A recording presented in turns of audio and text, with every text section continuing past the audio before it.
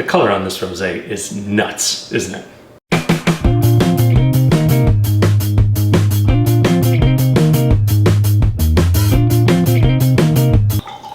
All right, so let's jump into this. Tenuta del Melis. Melis. This is a winery that was founded in 1905. This is coming from the eastern side of Italy in a region called Abruzzo, specifically from the Cerasuolo di Abruzzo winemaking region. The variety here is 100% Montepulciano di Abruzzo, and the family makes wines as low intervention as humanly possible, vintage to vintage.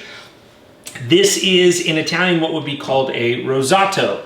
And to me, not just because of the color, but as we'll get into the structure of the wine here in a minute, Rosato wines fall somewhere in the middle between a light and whimsical rosé and a red wine.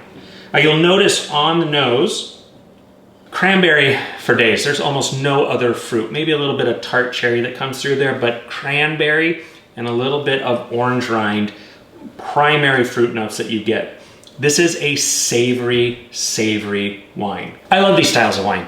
The French make these really polished, refined rosés, which are great, and I love those too. But I love jumping into Italy because it's a little bit rough and tumble, a little rougher around the edges in one of the most pleasing ways possible. So if you think about French wine is like the cousin that you have that lives in the big city. Italian wines can kind of be like the cousin that lives out in the country. Both have exceptional qualities, and the shit you get into with the country cousin is going to be completely different than what happens in the city. All right, so let's taste.